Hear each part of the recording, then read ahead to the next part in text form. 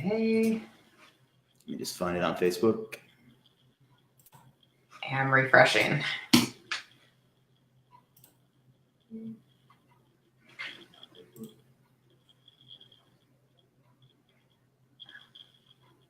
Oh. All right, we should be live now. Awesome. Okay. Weird. I see it in the interesting and like the comments. Okay, there we go. I find it easier to watch on Facebook than in Be Live. Yes. Likewise, even though the delay is kind of trippy. Yeah, I just try not to look at that. Oh. You're right. Anyway, hey guys, we're here with Mandy. So say hello. Hello, everyone. How are ya? Thanks for joining. Everybody's always late, so we'll give them a minute or two to get in. Yeah, same. I'm trying to find the actual, I only see it in the comments to where I don't have to click on the actual video and I can see the people's comments. I'm trying to find that. I keep refreshing. I just opened it on Facebook and have Be Live in another tab. Yeah, I guess I could just turn the, let's see. Everybody's always late, so we'll give. Oops. Okay, there we go. That works. All right. Hey, Prakash. Thanks for joining. See, we have a couple people on. Russell Freddie Edmonds, as always. With him, you have to say his entire name or it doesn't work out. I'm trying to make sure that I'm looking at all the comments properly. Okay. So let me know when you want me to, I know it's only been 2 minutes, give people a few more minutes to hop on. Yep. Okay. Guys, if you have any questions for me or for Mandy, just shoot away. Go ahead and shoot. We don't have any particular topic to talk about today unless Mandy has something to say. No pressure. Yeah, so thanks for having me, Chris. So a couple of you guys, I think, were on when I came on here in your guys' awesome group several months back. So just kind of a quick rundown of me. I own Mod Girl Marketing, a full service marketing agency, and I also run the group on Facebook called Mod Agency Insiders, which Chris has so eloquently scrolling at the bottom of this video in pink. That's impressive. I like it. That's not pink. That's the exact same color you have on your cover photo. FF3877. Nice. Yep. The hex code. Perfect. You are awesome.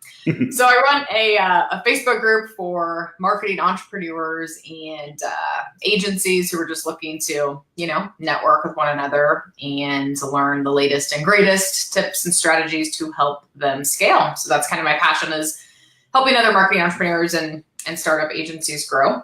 And I think last time I was on here, I talked about getting SEO clients. So that's kind of one of my things that I do a lot for my members is just, really lead generation strategies and closing those higher ticket clients and big retainers, because we all like big clients, don't we? Right? So today I can answer your questions, you guys, about any of that. So landing SEO clients. Hey, Robbie, thanks for joining. Anything when it comes to getting SEO clients, I can obviously help you address that and kind of maybe some lead generation strategies, selling, anything along those lines, or really anything when it comes to agency growth, I'm happy to answer. So I want to make sure that, I'm hitting on the things that you guys want to talk about. And of course, you guys can ask Chris any SEO questions. So we're here to please on this lovely Friday. Awesome. Got a bunch of more people joining now. We got Mohsin, forgive me if that's pronounced wrong. John, Tim. Perfect. How is everyone doing? Don't be shy. Oh, we do have more people. Okay, perfect. I think I can see it all now. Hey, Lindsay. That's somebody that works with you? What now? Oh, never mind. I thought that was somebody that I knew. Not a Andy, Chris, Javiz. Robbie says it's cold. You live in Chicago, so yeah, I'm sure it is. Lindsay's in Florida. I'm in California, so there's no complaints. Although I think it's supposed to rain tonight, but it's like 60s, so. It's not bad here either. It's like 50, 55. Yeah. Nice. Put this down a little bit. Okay. And she says we can work together for sure. Exactly. Awesome. So yeah, what's everyone, what projects do you guys have going on right now? Anything Chris and I can help answer or address? Adam just joined. I don't usually have to work this hard to get you guys to talk to me, so say something.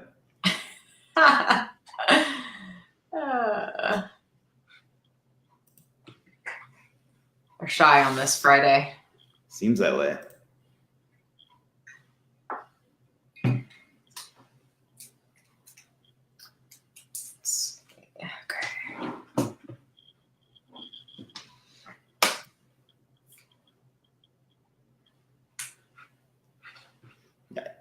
William, Gary, Adam says hello. Hello.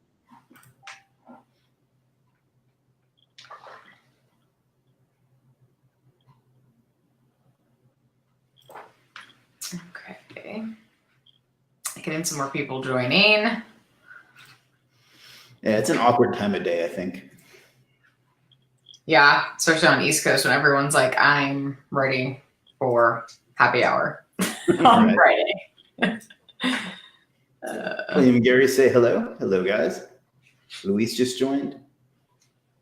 Awesome. So yeah, when you guys, come up with something you want us to talk about, go for it. Otherwise, we can Chris and I can just talk away, Yeah. And one of the reasons I started doing Ask Me Anything is so I don't have to think about what to say. Right? I know.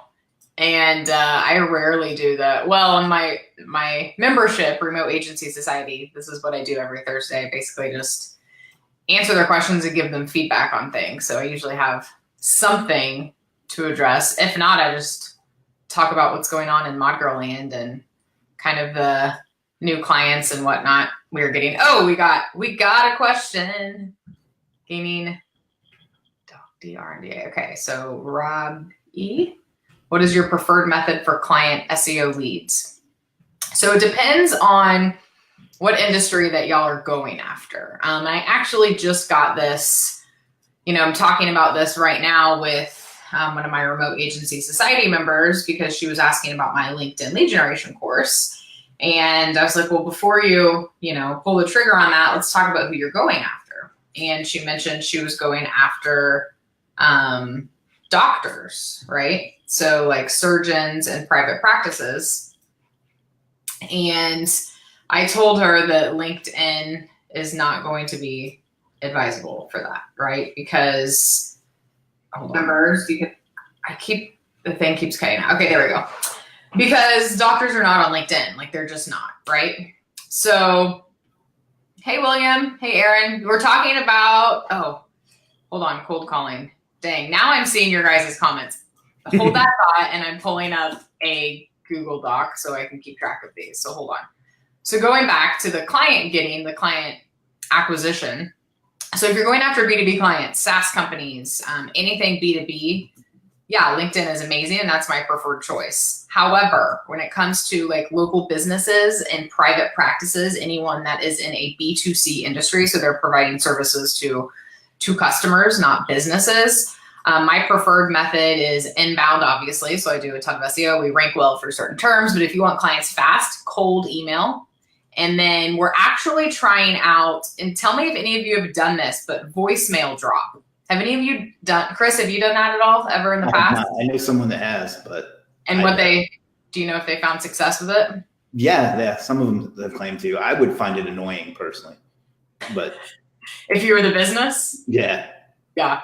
So it's super affordable. And it's dropcowboy.com. And so here's what we're doing. So we're right now, we have a lead generation funnel going for a particular procedure for plastic surgeons. And so we have Cold email, we're using Mailshake for the cold email, and it's very specific. So the first thing that we ask them is procedure-based. So for example, hi, Dr. So-and-so, quick question. Is breast augmentation one of your core procedures? Something worded like that. And like, that's it. Thanks, Mandy. Like it's just super short. We get them to say yes or no. And then we have this whole drip series in Mailshake that is coming from a more kind of personal and fun standpoint, not to like, hey, we do SEO, right?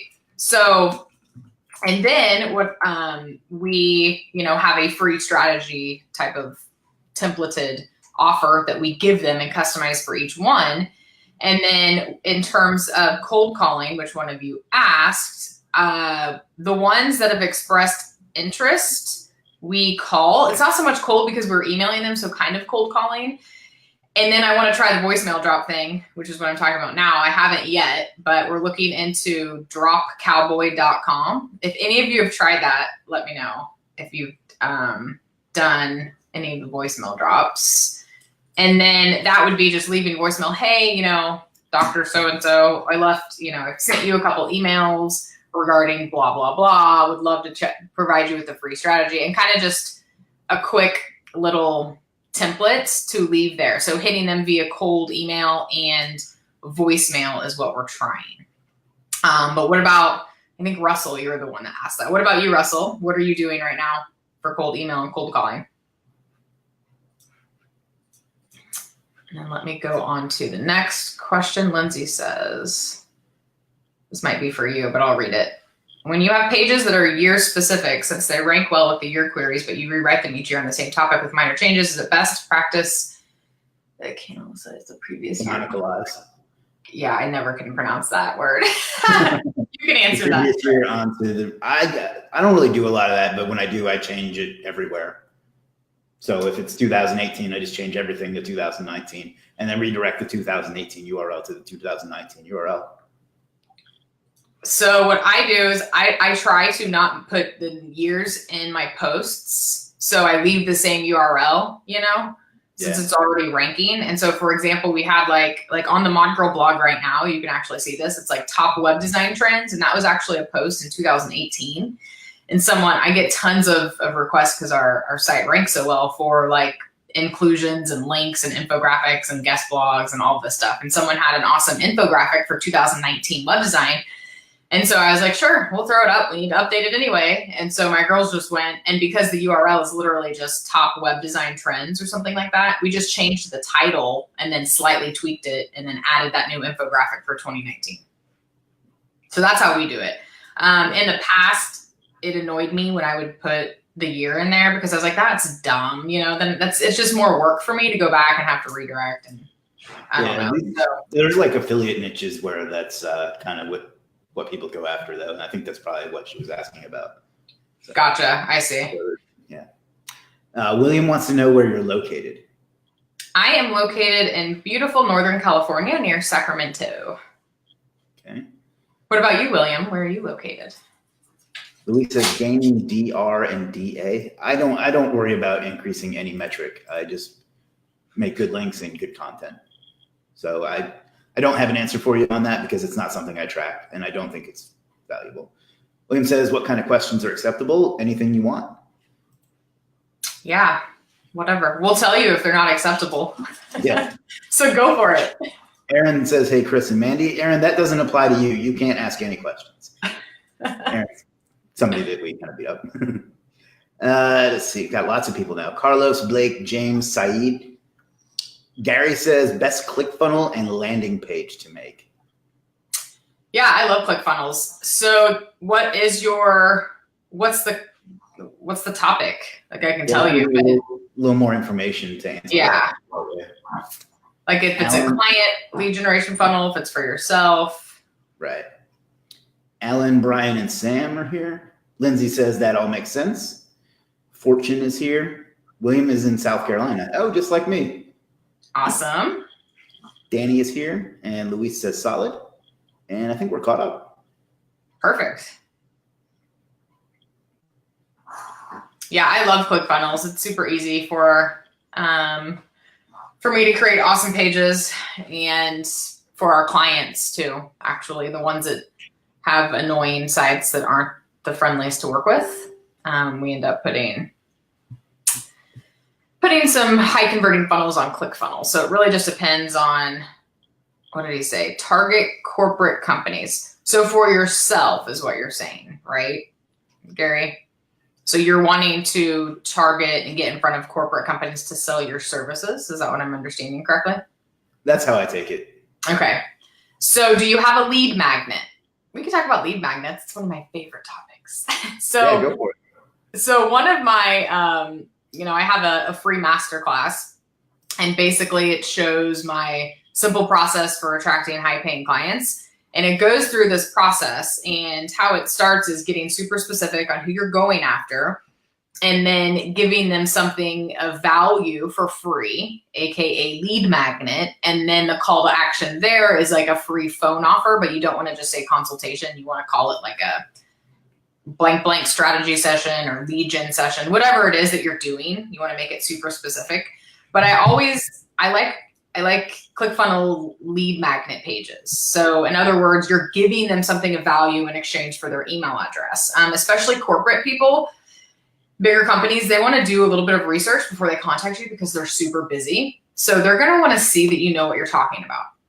So in that regard, I would get super specific on the types of corporate companies you're going after. The more niche you can get, the better. So really niche down and get really clear on who you're going after, and then find out their pain points and exactly what services you're trying to provide, Gary. So if it's SEO or if it's something else, and then you make a checklist or even like a free video training, something that can be easily consumable within 5 minutes, yet has high perceived value to the end user.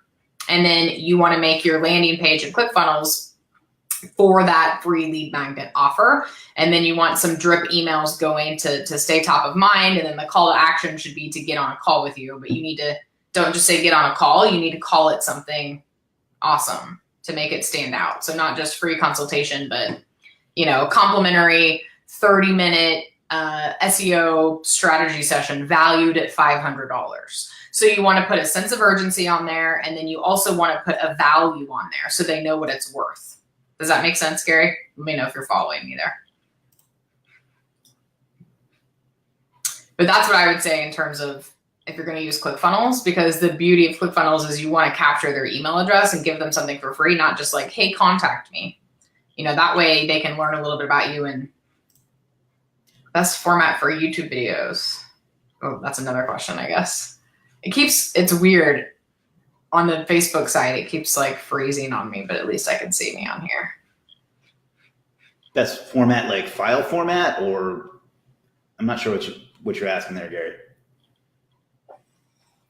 If you mean to use them as to get people, it's really about the headline and the thumbnail, and then of course the content in the video. Correct. If you're embedding videos, I like to use, so YouTube obviously for marketing videos and to rank in SEO and to get your name out there. If you're using videos on a landing page, personally, I like to use Vimeo because it's cleaner and they can't get as distracted. So on ClickFunnels, I only embed Vimeo videos, but obviously for marketing purposes to get your name out there. I mean, like what kind? He's saying like whiteboard or? Oh, I have horrible handwriting, so I don't ever do whiteboard videos. I just talk like I am now. So I personally think that everyone could benefit from just getting on video and talking about themselves, even if it's just like one time, depending on what client you're going after, and just telling them, introducing yourself and telling people what you do. And if it's a training video that you're making people opt in for, that's a different scenario. So what I do in those situations is I use Camtasia, and I will have a screen, it'll be showing my screen on my computer, and it could be like slides or me going through a website or something. And then it's like my face in the corner. And that's how I do my training videos. And this is strictly because I don't have good handwriting. So maybe if I did, I would try the whiteboard in my office, but it's just not worth it. But you might be talking about animated whiteboard too. Yeah, I usually do either like an over the shoulder, like screen recording or a PowerPoint, or just me on video. Yeah. Same. Luis says, how would you price? I'm sorry. Luis says, how would you price for basic, intermediate, and advanced SEO for a client? Yeah, I'll let you take that one and then I'll give my opinion on it too. Yeah. So again, I like to charge based on value. So everything we do is value based. So I ask the right questions ahead of time before I take on a client. I want to know, what the revenue is, what the revenue goals are, how much one client is worth to them, what traffic do they have. And so for me, that's kind of hard to answer because everything we do is based on value. I'll let you answer now, Chris, and then I might follow up with that.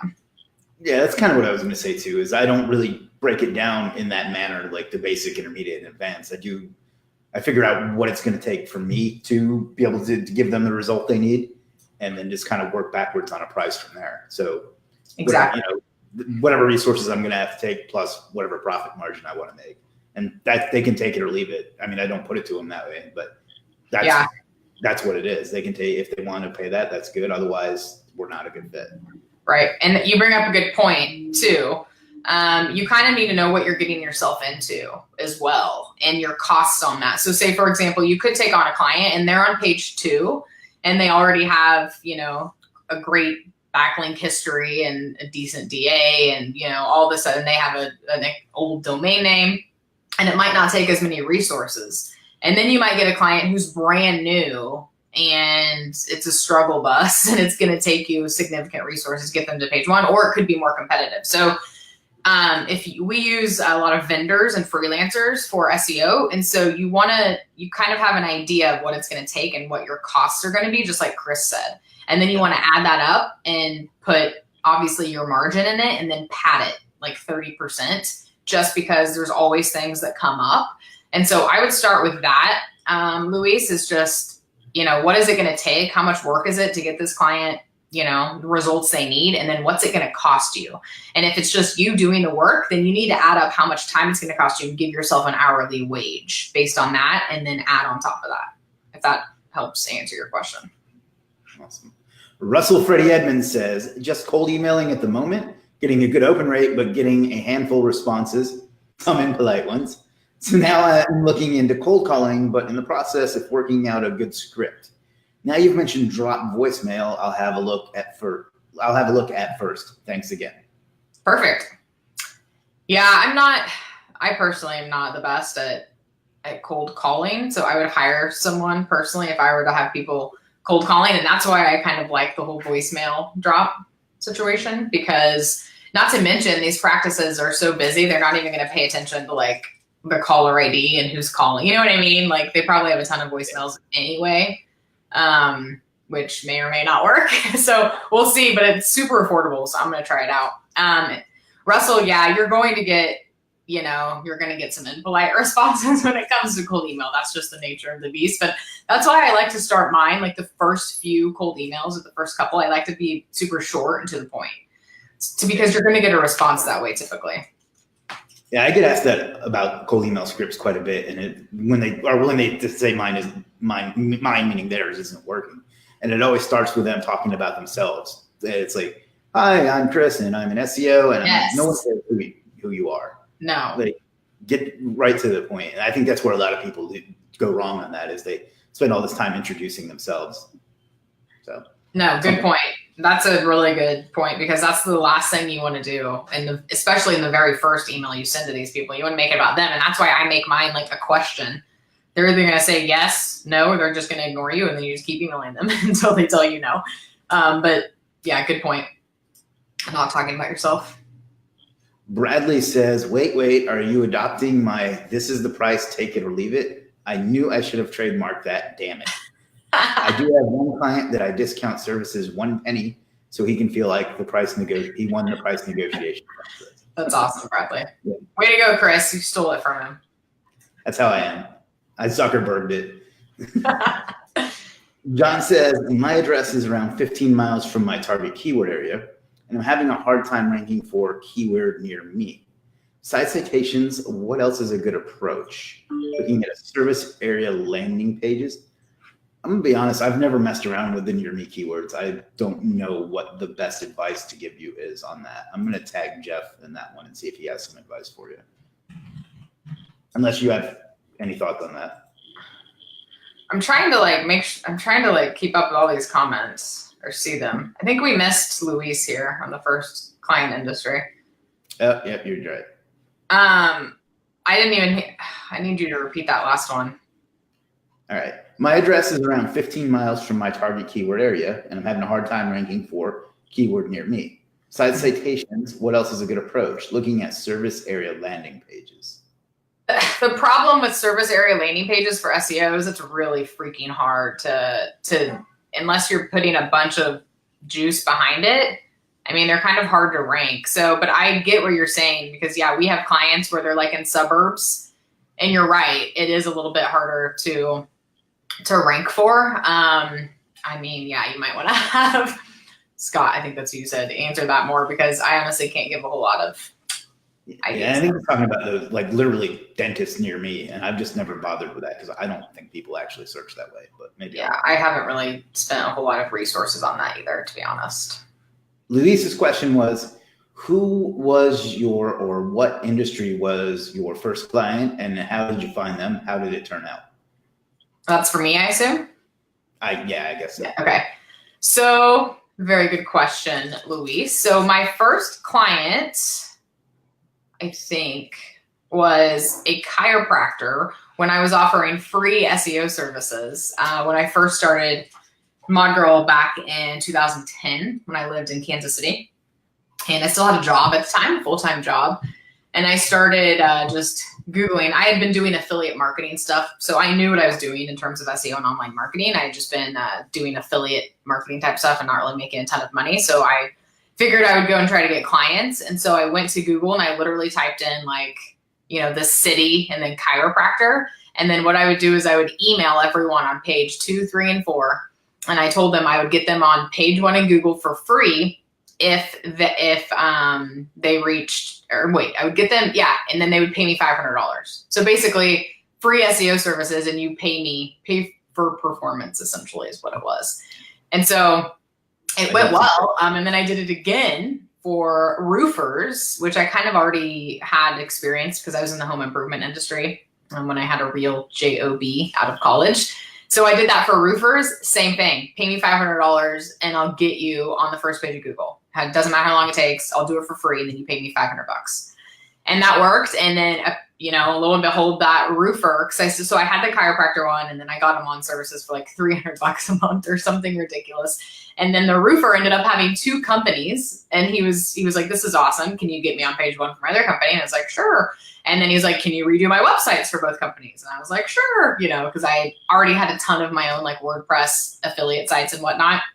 And so literally it was roofing, chiropractors, and then roofing. And then I started getting into more home improvement because the roofers would introduce me to people and just because that was the industry I was in. So I did like window repair and all sorts of construction type stuff. So yeah, that answers your question. That's how I did it. Mine was a photographer that I got through a cold email from a script that Craig Griffiths, who's in the group here, gave me. Nice. Yeah. Let's see. I work with photographers too.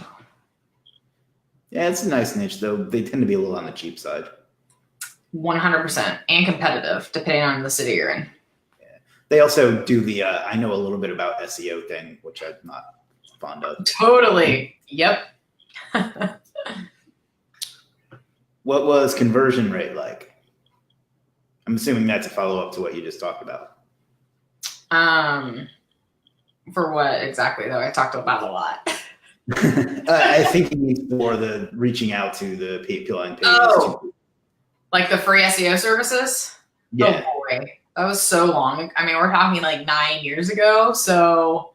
And probably not that great. I would think it was more of a numbers game than. Yeah, it was. But honestly, I didn't email that many because I think I just went to like page 2, 3, 4, and maybe 5. So I'm talking like I emailed less than 50 people. I know. And it was manual, obviously. I didn't have anything besides my laptop. I didn't have an email marketing platform, nothing. So I made it personal. I was like, hey, I live in Overland Park, like what you named the city. I think I did it Kansas City, or maybe I did the suburb of Overland Park. Whatever it is, I said, I made it personal. Like, I live in wherever you live, and I was looking for a chiropractor, and I noticed, so it was just super short. But I definitely emailed less than 50 people, and I got a couple of responses, probably 2 out of the 50, and then that one converted. I'm just guessing because it was 9 years ago, but I feel like that's pretty solid estimate. Kevin, hey, what's up, Kevin? Kevin says, did you have a contract in place for the chiropractor or roofer before ranking them? Just thinking if they rank and decide not to. I did, but a contract is only as good as your attorney, So yeah, I mean, ultimately, that's just if they do that, they're probably scum, but sketchy, right? Yeah, but I mean, I don't know. I don't think that way. I still feel like it.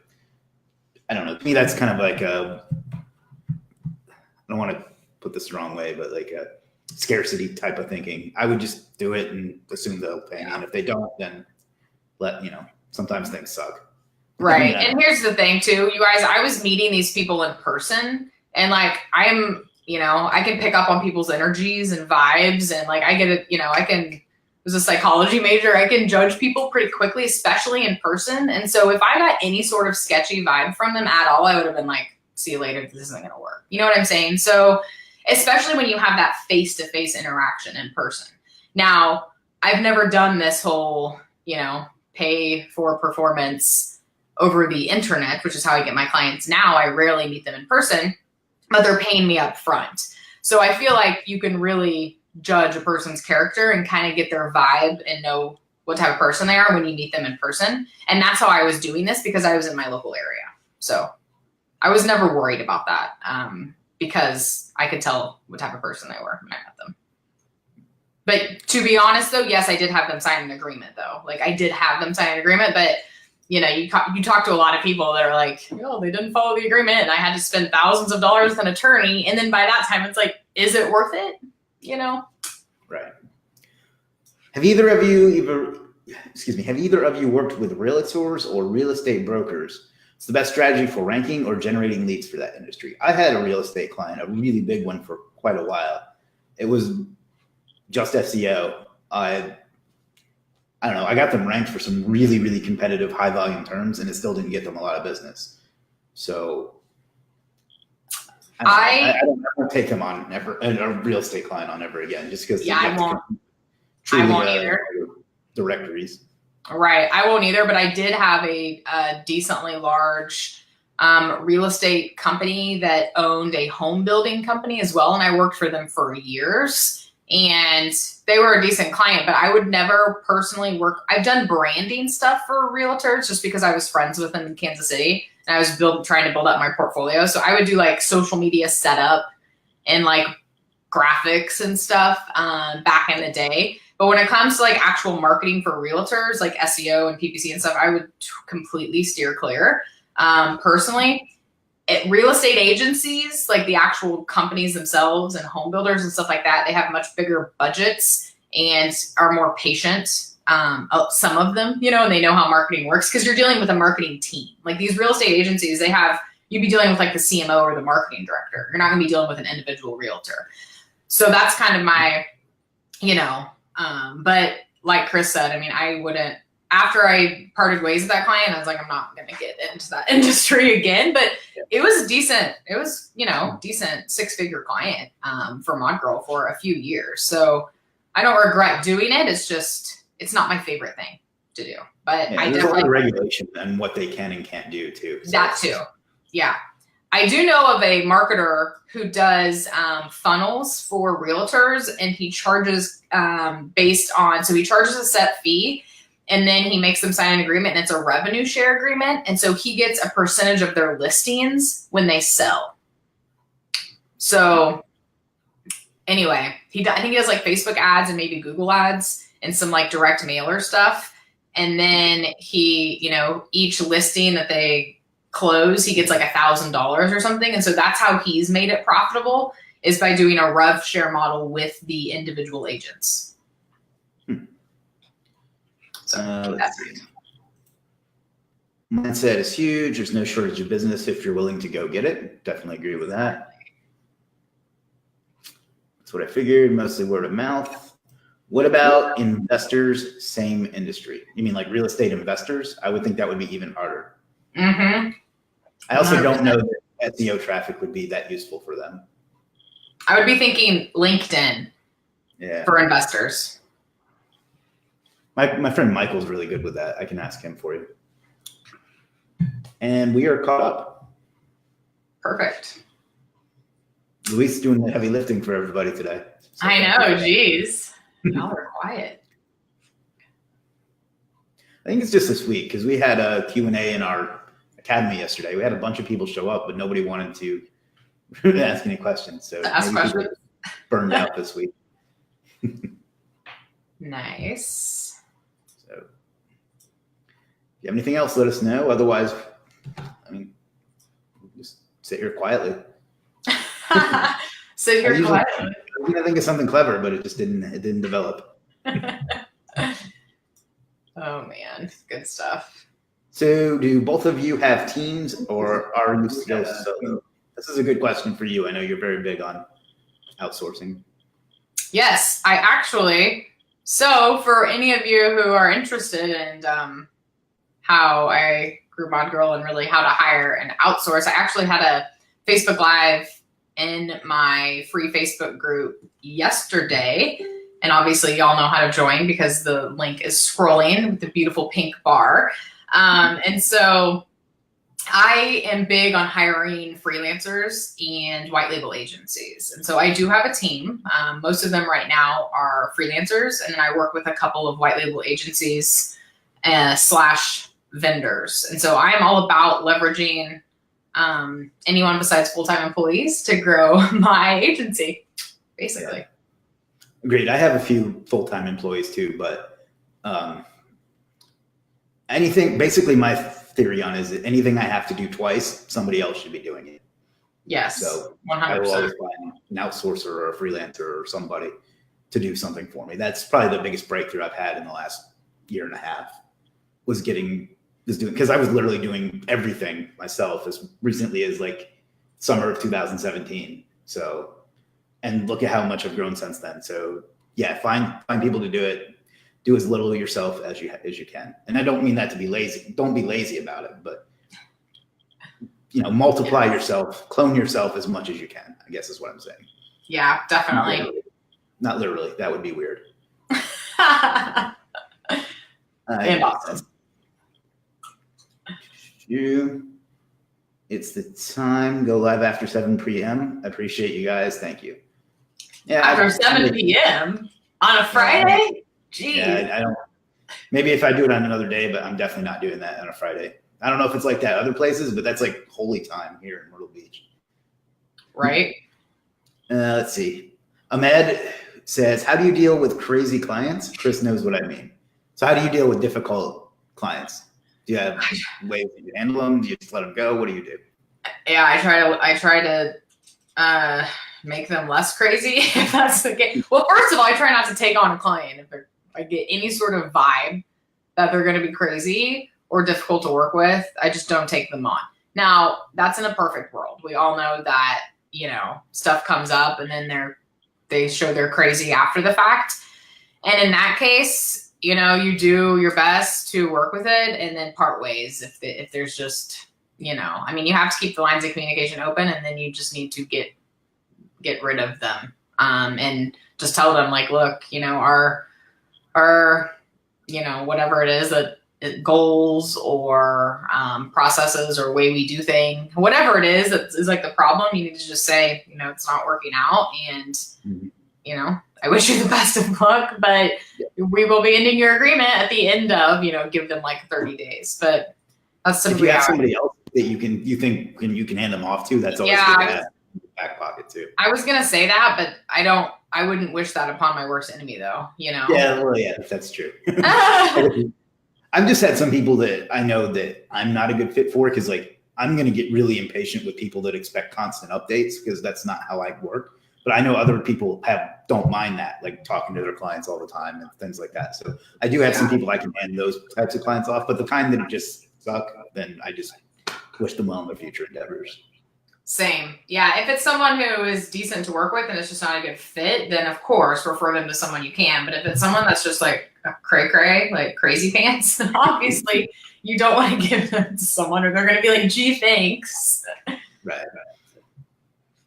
Yeah, it's like when you go to a restaurant and somebody tastes something, they're like, ooh, this tastes bad. Try it. Try it. Yes. I want to try it. It tastes bad. Definitely. Lou says, how do you find your outsourcing agents, the good ones? Great question, Luis. So I talked about that yesterday. So if you join my Facebook group, you'll see a little bit about how I do that. But I actually have a course on this. So basically, because I've been doing this for a decade now, and I kind of embraced the whole agency collaboration model from the beginning, I've met a lot of awesome agencies and vendors and freelancers. And so I've just been accumulating kind of a list from there because a lot of them don't say that they do white label necessarily. So for me, it's using freelance websites like Upwork and FreeUp, which I have a coupon for. And obviously, what's another good one? What now? What's another good freelance website? FreeUp. No.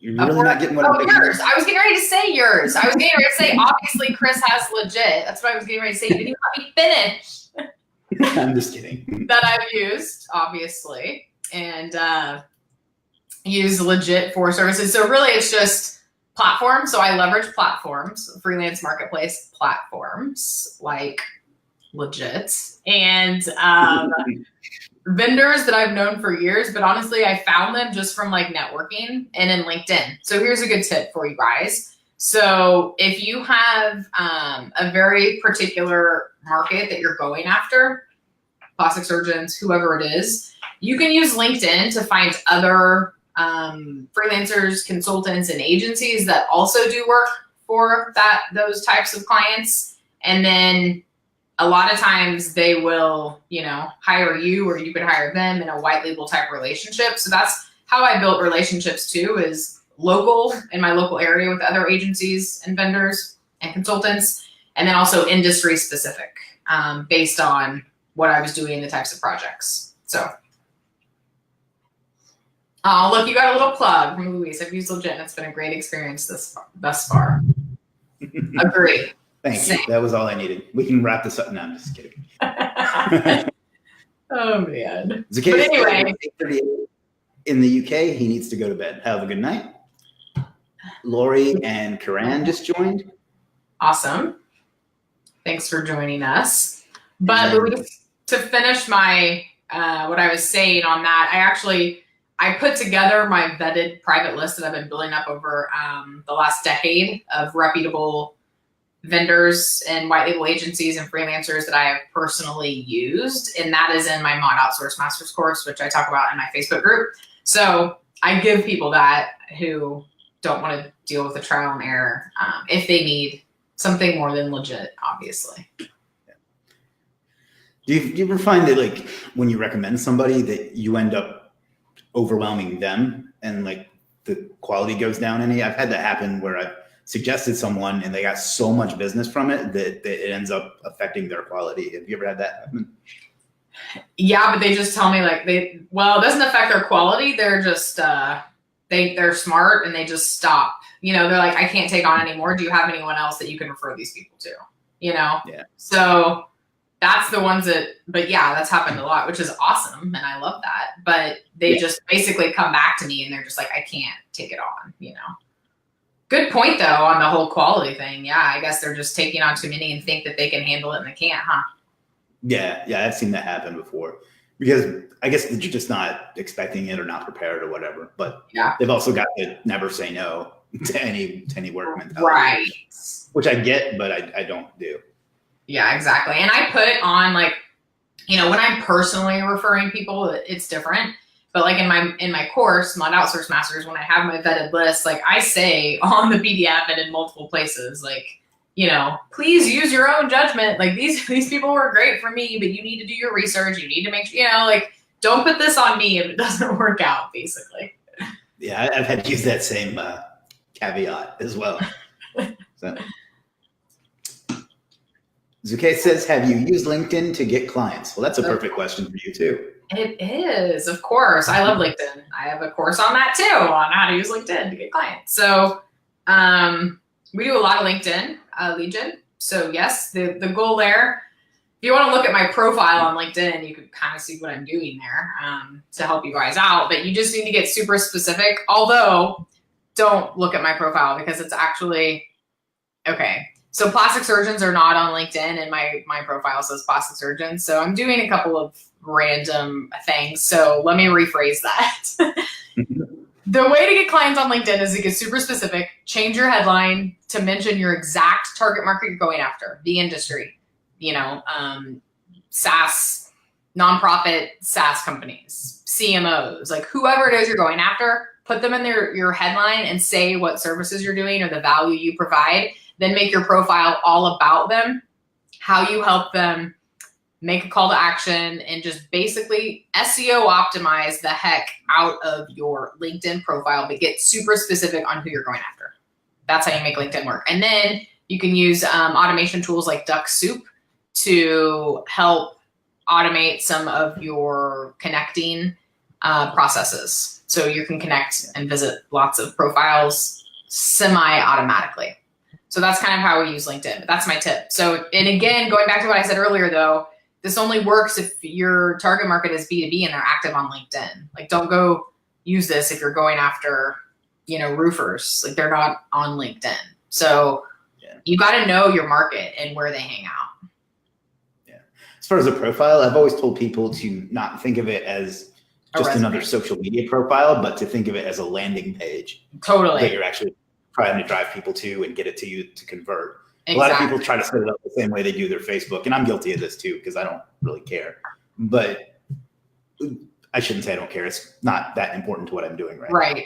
No, I get it. I've tried to design it as if it were a landing page where I was selling as opposed to just another social media profile. No, that's perfect. And yeah, you don't want to make it like a resume either. And that's a lot of mistake people make is they make it about all about them, kind of like their resume. And it shouldn't be about them. It should be about the person you're going after. And just like Chris said, it should be an SEO friendly landing page essentially. So you want to fill out everything, your experience section. He said, I was literally about to go after roofers on LinkedIn. Thanks. No way. What are the odds? That's like the random one I said. That's great.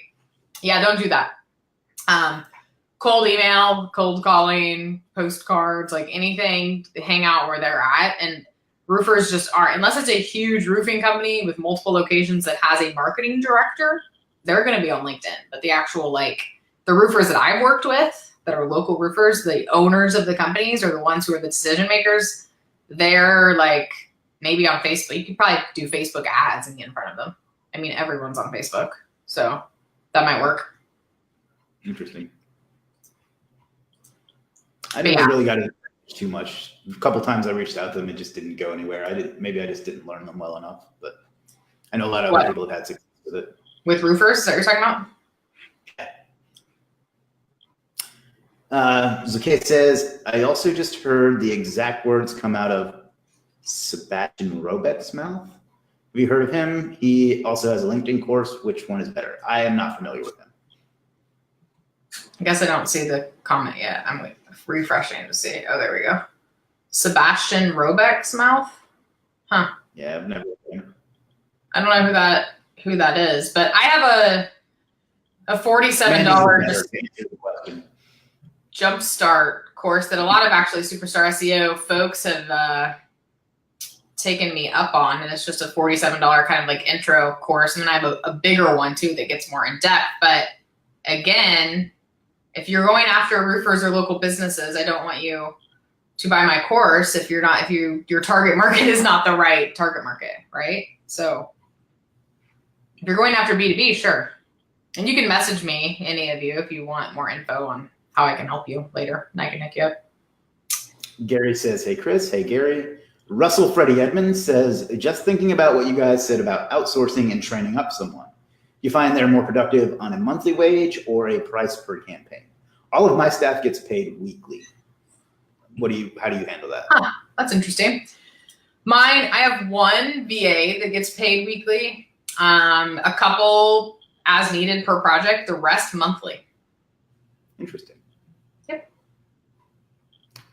I definitely don't do hourly though, because I just don't want to. First of all, I don't want the headache of keeping track of it, and then I don't want them to like slow roll. I didn't really elaborate. I do hourly a lot too. We use Hubstaff, which is, so we have basically any sort of paying structure I have right now going on, depending on who it is. So we use Hubstaff for ongoing hourly people, freelancers, whatever you want to call them. And so they just turn on the Hubstaff and it can switch projects. It's just like an extension on your computer.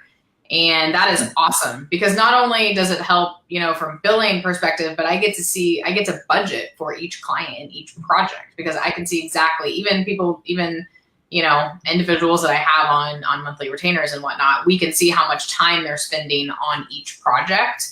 And so I know, whoa, look how much time we spent on this client this month. We need to cut back. And so there's a lot of benefits. I love Hubstaff. So if you guys are building a team, I highly recommend you check it out. It's done wonders for my company. Awesome. Luis says, what parts do you outsource? Link building, on page, etc. For me, the only thing I do is fund the company and grow the brand. That's kind of what I focus on. I still help here and there with other things, but everything else, somebody else does. Yeah. It depends on the size. I mean, Chris and I are going to sit here and tell you to have someone do as much as you possibly can, right? So you can focus on growing your company. But it depends on the size where you're at right now in your company and what your goals are. But I definitely, your first thing, link building, you should not be building links. I mean, you can go to Legiit and find plenty of people to build links for you. I mean, there's no reason you should be spending your time doing that unless that's what you do on Legiit, and that's totally fine. But if you're, running an agency and trying to get more clients, you shouldn't be building links. So on-page SEO, you can find freelancers for that too. I personally do more of the research with my team. I'll dive in and do some, and even for my own, just little things, just keyword research wise, but not actually like physically optimizing the pages, but working with my team to get that done. So I do a lot of strategy and like audit and stuff like that still for clients. But as far as like actually physically executing stuff, you should be able to get people to help you with that. When you get to that point, I understand that, there's lots of people and some of you might be in that boat. They're just starting out and yeah, you got to do everything yourself because, you're at that place. I did that, like I said, until 2017. Yeah, no, same. I mean, I did a lot myself. So until you're to a point, but the sooner you can do it, the better, because you can find affordable VAs for like $5 an hour even, that's on the low end, but still, like if you budget appropriately and get a client and you know what you're working with, I personally would rather take a cut in my pay to, have someone handle that so I could go and get more clients because it kind of offweighs that, because you can spend your time getting another client. What link do you want? Is it Kai? He's talking about the LinkedIn Booster course, I think. I think you have that link, Chris, somewhere. I can find it for you. I don't know. Maybe I'll get it for you, buddy. Yeah, I was going to say, I can grab it for you and post it. I want to make sure I get the right one, the Superstar SEO one.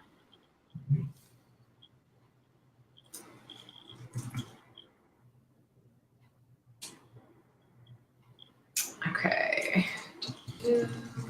Oh, it's probably in our Facebook messages. Okay, anything else, you guys, before we wrap up here? We have managed to almost fill the hour, even though y'all were being quiet for a while. Tom just joined. What's up, Tom? Late to the party. Yeah, I would love for you guys to join my free Facebook group, Mod Agency Insiders. Yes, that's the link that's been scrolling across the screen the whole time. It's definitely a great group. Check it out, modgirl.social. It's a whole different vibe than we have here. And, she focuses a lot on agency and things like that. So if you're looking to grow that side of your business, definitely hop over there. It's one of the few that I have not hid from my timeline. So.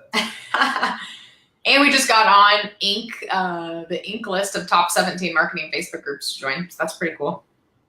Interesting. I didn't know that. Congratulations. Thanks. I would have mentioned that. All good. Fine. Yeah, we have a lot of Facebook messages here. I'll find the link that I sent you for you. Okay. We'll get that for you. Zacchaeus. All right. Hey, Tom.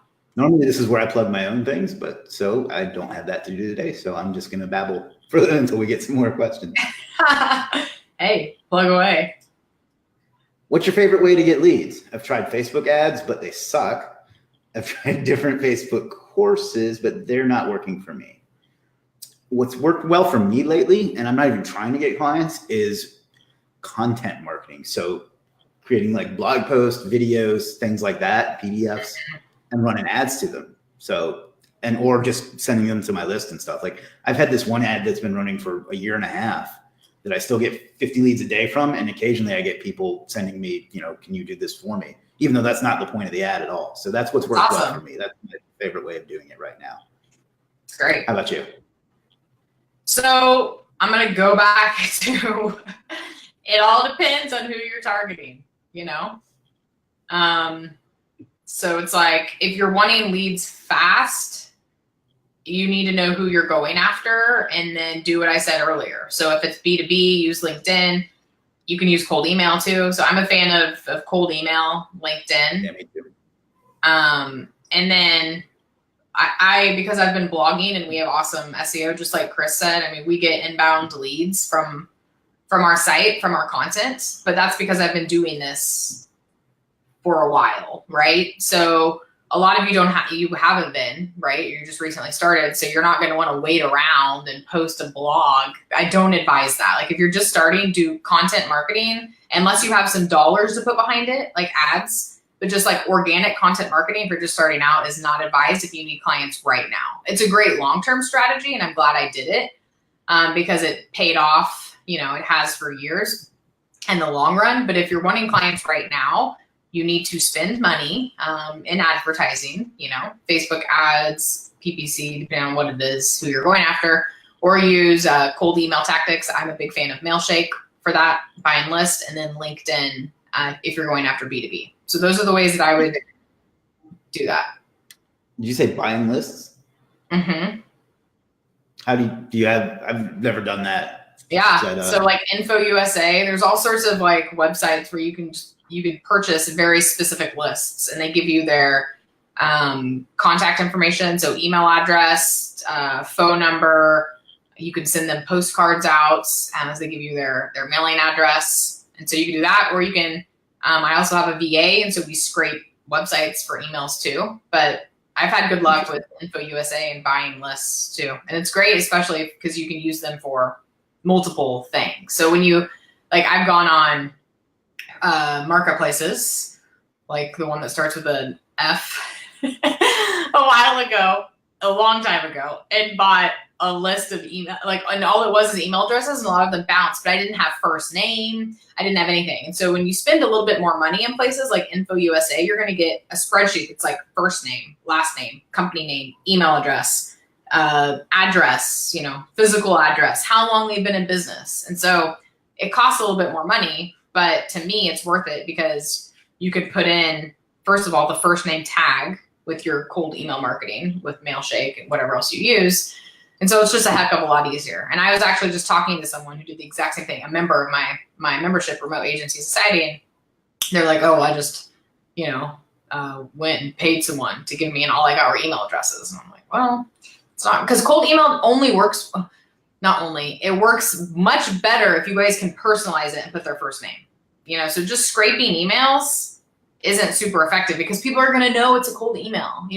Hi, hello, comma. I mean, it screams cold email. But if you have someone's first name in there, they're going to be much more likely to respond to that. So personally, I like to spend a little bit more money and get that. Whether it's you're paying a VA more money to scrape better and give you all that information if you have certain directories or something where you can get that, or buying lists from someplace like Info USA. Awesome. Jacob says, what if in my country there's no people who can handle link building on page SEO as it should be done? Then get somebody in another country. I only have all the people that do work for me, only one of them lives in the United States. So that's kind of my answer on that. Yeah. That's the beauty of the internet, is that they don't have to be anywhere near you. Exactly. Exactly. Zuke says, what niches would you recommend get leads from LinkedIn? I need something high ticket because I want them to be able to really pay. Well, what are you providing? I think he's doing SEO. I've tried. Sorry, I just clicked on the thing again because I'm trying to give him the link, so there's an echo. But what services are you providing? Because that'll help. I'm pretty sure he does SEO. Okay. God, that's such a loaded question. So You don't have to give specific niches away if you don't want. Just like industry or whatever you want to, however you want to cover it. I don't like to give out niches either. I'm afraid I'm a pleasure. You're being Beckett. See you, Russell. Thanks for hopping on. So I like SaaS companies are always good, but get specific. So what types of software as a service companies I like personally to work with. Healthcare technology I like to work with. Oh, ranking local sites. See, there you go, talking about local again. I don't like to do local clients on LinkedIn unless it is like B2B local, like financial planners and insurance and stuff like that. They're on LinkedIn. But if you're talking about like LinkedIn B2C companies, they're not usually on LinkedIn. So I guess it's just, you know, when you say local, it's kind of throwing me off. I just messaged you, Zukaias, Chris's link to my $47 LinkedIn course. Just FYI, I just sent you a private message. So If you want to shoot that to me, if you want to shoot that over to me, I'll drop it in a comment too, because I'm sure Yeah, other people that's want to fine. see that. I could do that. I found it in our long ass thread of Facebook messages. I think you had branded it at one point, so I didn't want to post it in here. There's no chance I could find that as quickly. I as you know. just did. That's why I was like, oh man. So, you know, Zukais, it just depends on the type of local niche, I guess. But my thing too is you don't want to do something that's super uber competitive. So if you're going after local, pick an area that you want to go after. I always start with my, you know, local area. That's where I live. But if not, that's fine. But I would choose a, you know, a local type of business that isn't uber competitive. So like plastic surgeons are super competitive. I would not recommend you go after them. The only reason I am is because I've been doing it for a while and we have a history of that. And it just really fell in my lap. It was a referral. It's not like I said, I'm going after plastic surgeons. So I would do something that is not like incredibly competitive, but they still make decent profit margins. And so, I mean, there's all sorts of stuff. Like the home improvement industry is good, like countertops even. Like you can get really sub niche into all of these different industries. So I like healthcare, obviously, but again, if it's local, you know, it really depends on where these people are hanging out in order for you to go and get them. So if we're talking LinkedIn, I would stick with anything in the B2B realm if it's local businesses that you want. And so that's going to be like, you know, more on the insurance, financial planning, anything that's not super consumer heavy, if that makes sense. All right. Well, I think that's probably a good point to jump off. Do you have anything else you want to say? No, that's it. Thanks so much for having me. And again, really, I just, you know, I love helping other marketing entrepreneurs and helping you guys get clients. And so if you join my free Facebook group, you'll see all the cool stuff and trainings and tips and tricks that we have and that I share, you know, with over a decade of me doing this. And really it's, you know, I enjoy doing this. And so thanks for having me on, Chris. It was fun, per usual. Always a pleasure. And we'll do this again sometime soon. Thanks for being here, guys. Drop some likes, hearts, all that stuff too, just to show Mandy your thanks for taking the time to do this for us. Yeah, well, thank you guys so much.